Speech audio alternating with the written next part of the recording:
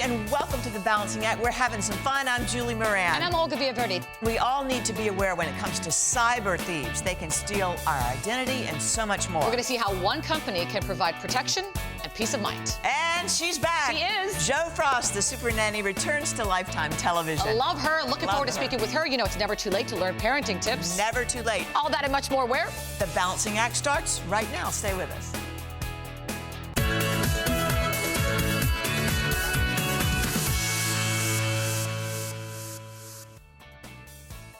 Here are some startling statistics, and truly listen to this. There have been 1.6 billion records exposed in data breaches since 2005. On average, there are 3 data breaches a day, exposing consumers' personal information and putting them at risk for identity theft. Here with more is Scott Herman. He is the CEO of IdentityIQ, the parent company of the IdentityIQ brand, a company truly dedicated to monitoring and protecting our credit and our identities. Welcome. Thank you. Good to be here. You know, with those statistics, I mean, the bottom line is the bad guys are out there. They're out to truly, and I don't think I'm exaggerating when I say, you know, trash your credit and destroy your life. They are, absolutely. And the stats that you just read, that just shows you. Awful. I mean, at this point, I can tell you for sure, your identity has been stolen. And now it's only a matter if the criminal chooses to use it or not. You actually gave me a great example before we started this of one gentleman that you knew who was pulled over for a speeding ticket, and he ended up going to jail for a crime he didn't commit? Yeah, that actually happened. And so an identity thief had got a new driver's license with this person's name on it, and they were arrested for a crime. And they used that driver's license, and then of course they made bail and left. And this poor guy got pulled over for a speeding ticket, going 7 miles an hour over the speeding limit, and then was arrested on an outstanding warrant. Can you imagine that? And we're not just talking, Scott, just Social Security. They do it in many ways. It affects even where you live. Explain that to our viewers. Well, so, I mean, the thieves will get your information for a lot of different ways. Data breaches, we covered that in the opening, but they will dig through your trash. They will steal your mail out of your mailbox. I'm from the Midwest, and we write our bills, and we put it in the mailbox, put a red flag up, telling an identity thief that here is ding, ding. A check with a routing number and a checking account number and probably the credit card bill or home equity line credit that you have. That number's in there now too. And they have all that information that quickly and easily. And then they'll build an identity and they'll open new accounts in your name. My goodness. Okay, so what can we do to protect ourselves? Well, I think one, the education we talked about, and our site has tons of free education on it, and people can see that and go to it, and there's good content there. And the other thing too is just you got to monitor your identity and monitor your credit. And how do we do that with your company? What's it called? So it's IdentityIQ. IdentityIQ. How does it work? So it's pretty easy. You sign up, takes a couple of minutes to the process to sign up. And then after that, you're on our radar. And so we're monitoring millions and millions of records. It's everything from 3-bureau credit monitoring, application monitoring, dark web monitoring. We are checking for change of addresses at the post office and the credit bureau level. And so if anything suspicious shows up, we can alert you. And then you can say, hey, that wasn't me. I did not open that account. And then after that, we step in and help you fix that incident or restore your identity. And if there's any out-of-pocket expenses, that's covered by our insurance. So whether it's legal fees, lost wages. Oh, that's great. Yeah, or even money stolen from your bank account, we'll reimburse you for that. What do clients say about the service? I think the biggest thing they say is it gives them peace of mind. Absolutely. They're not worried about it. Just someone's there in their corner to help them if there's an issue, and that they won't have any expenses. Fantastic. For our viewers who'd like more information, and this is really something that is so prevalent, where can they go? So IdentityIQ.com is our site, and for viewers of the show today, it's IdentityIQ.com/The Balancing Act, and that's 25% off. Oh my gosh, 25% off. Yes. I'll say that one more time then. It's IdentityIQ.com/The Balancing Act. And you get 25% off. Fantastic. Thank you so much, Scott. Thank you, Olga. Appreciate your time. And of course, if you'd like more information, you can always just go to our website, thebalancingact.com, and we'll direct you to their website as well.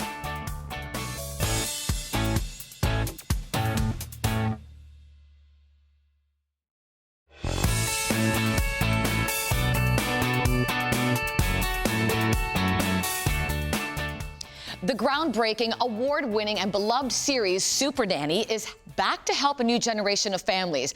Drawing on 30 years of professional experience, Joe Frost is going to help stressed out parents tackle social and behavioral challenges, as well as new issues faced by modern day families. And joining us today on The Balancing Act is the one and only Joe Frost. Hi, Olga. You're the executive producer. Of course, you're the star of the show. Let's talk about the next generation of Supernanny. What can we expect? Oh, there's so much in store, really, for every family that's very excited about the show coming back. Be careful what you wish for, because I'm here. It's Supernanny. You are going to get me giving techniques and advice and really guiding families through their parental challenges. It's just like a constant battle. They're like a pack of wild animals. Much has changed since I was last on television doing Supernanny. We're in the technology era now. New rule, we're only going to use the tablets before dinner, okay? All right. And it's really about navigating our time, our work schedules, our relationships, and really overcoming those universal challenges. And it's just wonderful to have the opportunity to help military families and families who have first responders in the field, taking a look at blended families and how those interpersonal relationships can have more harmony, looking at grief and how that has an impact on the entire family. Say you're sorry to Riley. Here, put him down, please. Dad was dealing, right? So let him deal. You know, my pet peeve is technology, and you know where I'm going with this. Children are on the phone all the time, the social media, the Instagram, the Snapchats, even parents as well. There's no communication. What is one to do? What advice do you have? Technology is wonderful. I mean, there's so many advanced things that we are seeing today through technology, and we want to embrace it, you know. But at the same time, we do have to find the balancing act, and we do have to make sure that we can regulate and not let it be of detriment to how we connect with our family. We don't want it to be a disconnect. We want it to enhance our relationships within our family. And I'm glad you mentioned the balancing act. How do you balance it all? And how do you help families, you know, have that love, that respect, that faith that everyone needs? The balancing act, as you know, it's that seesaw that never really sits quite in the middle. You're either up or down in one area of your life, whether that's love, whether that's your children, whether that's your work situation. And it's recognizing and being more mindful. So I think the practice of being mindful allows us to be more conscientious about the way that we parent and the decisions that we make. That is what's so inspirational for so many families that will watch one family every week make a difference in their life. And it never gets old, Olga, it never gets old. Your facial expression looks different. Like when you mean business, and she'll read that. Okay, so you've been gone for a while, and of course now you're back, and we're so excited to have you. What made you kind of just come to terms and say, I'm ready? It's pretty special to come back to the Supernanny show. There's a huge demand. The American families are very embracing and happy that I'm back. So for me, it's continuing to truly listen to the families as always, and to be able to communicate in a fashion that would allow them to receive the information so that they're a lot happier and more confident in their parenting. And truthfully, what has been amazing is giving each and every child an opportunity to feel heard, to express their feelings, and to truly bridge the gap. If you really want the change and you go for it, you have nothing to lose. Really, truly feel connected. We can feel the love, the compassion, and the empathy. There's much education to give, to offer, and it's just such an honor to be able to do it and to have the opportunity to travel around the entire country of America and to continue doing what I started doing 15 years ago here in this country. Well, do me a favor. When you're down in Florida, please come to our studios. We would so love to have you. Yes. Yeah, that'd be fantastic. Thank you. Wishing you all the best. Good luck with the show. Thank you. And make sure to catch the Supernanny Wednesdays at 10 p.m. right here on Lifetime. Don't miss it. Always, for more information, just go to the website, thebalancingact.com.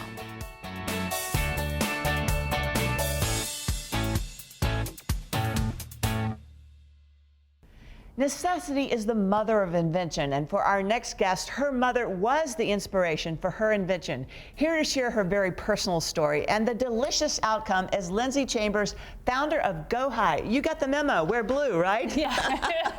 All right, tell me why and how you came up with this and where the unique name comes from. Those are both great questions. Let me start off with the easy one. First, I named it GOJAI after Ojai, California. Oh, I love Ojai. Yeah, that's where it was founded, and that's where I live part-time on a citrus and avocado ranch. Oh, how nice. Lucky you. I know, it's not bad. And then the second reason where the name came from. Well, I'd actually been an interior designer and real estate developer over the past decade, but then my mom recently came down with cancer.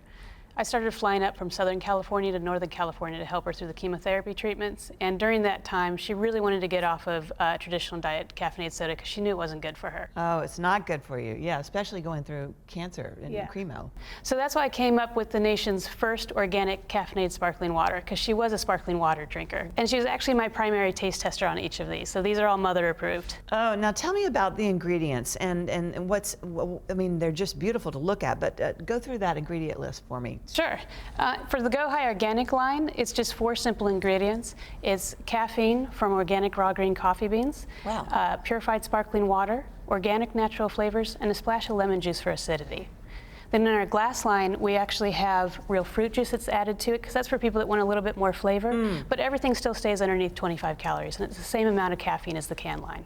Okay, now, you know, I was reading some statistics, and diet soda is declining 5% a year, which is good, while natural energy drinks up 32%, sparkling water up 17%, and you've really created a hybrid of those two things. Yeah, exactly. We were looking for people that wanted caffeine, but they didn't want so much that the energy drinks had. Something that you could evenly drink throughout the day, and you get that naturally uplifting lift without the crash. And I see there are some great flavors here, like orange and blackberry and raspberry. It all looks so good.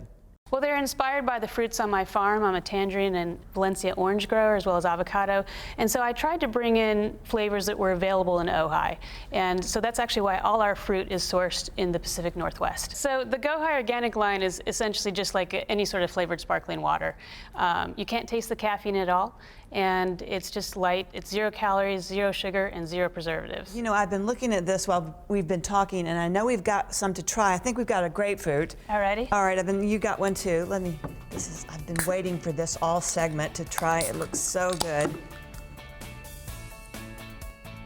I'm going to tell you the truth. That is really good. Good. I'm glad you like it. Cheers. Oh my Cheers. gosh. Thank you. Naturally uplifting. A little caffeine. Everybody needs a little caffeine sometimes. I think so. And you made it. I hope so. I think so. Now, where can our viewers go to find GOJAI? You can go to gojai.com to pick up the organic product, and glass is available in specialty retail outlets. And for more information, you can go to our website, thebalancingact.com. Oh, great to have you here. Thank you.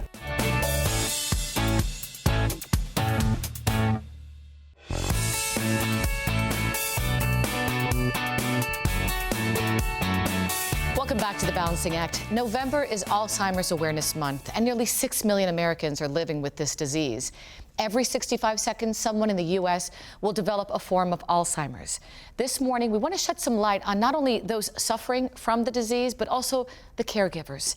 Joining me now is Beth Friesen, someone who knows a lot about being a caregiver. She also is the author of the book, I Love Someone with Dementia, So Why Am I Losing My Mind? Welcome to the show.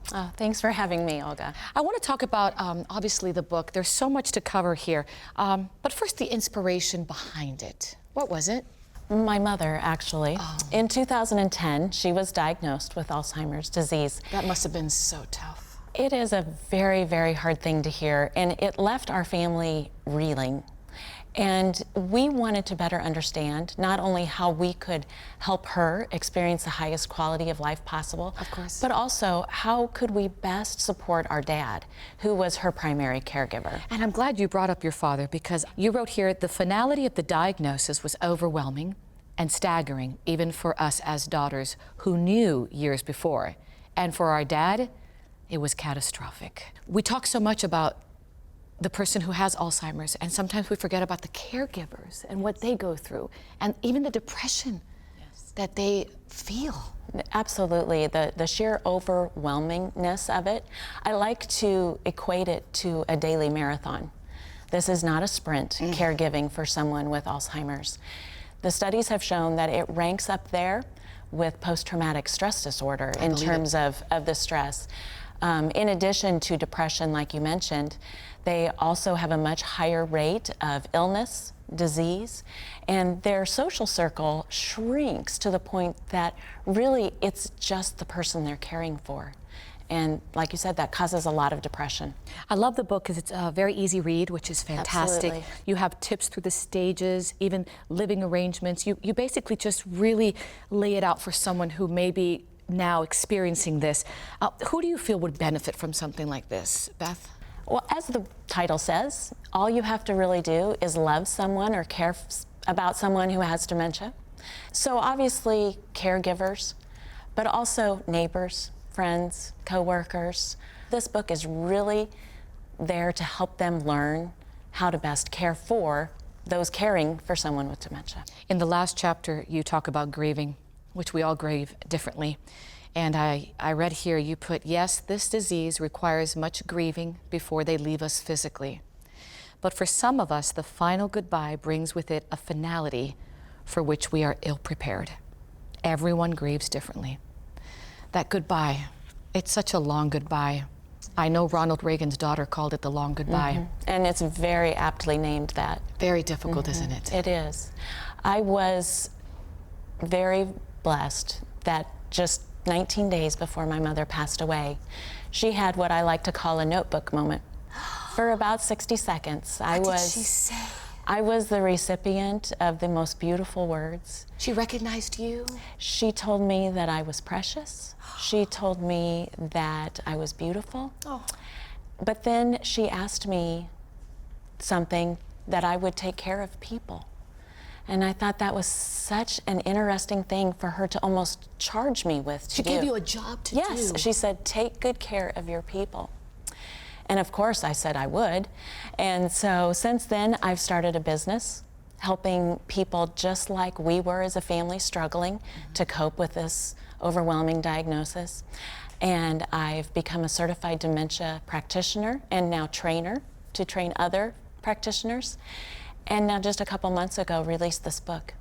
And I think it's all part of the instructions that she gave me to do. And I really just hope that it honors her memory and her legacy. Oh, it does. And how blessed you were to have those 60 seconds. How many people don't even ever have one more second? Exactly. Oh, so thank you so much for sharing that story. Thank you. Thank God you for bless having you. me. Just a reminder, it is called I Love Someone with Dementia, So Why Am I Losing My Mind? So easy read, so impactful. Get it, Amazon.com, and you'll also find more information on our website, thebalancingact.com.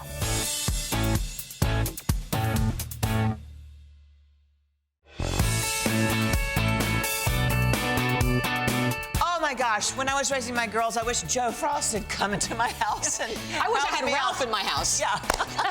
Thanks so much for joining us. Remember to head to our Facebook page and our website and follow us on Twitter. Don't forget to follow us on Instagram @JulianOlga. Thanks for watching, everybody. We'll see you next time. So long.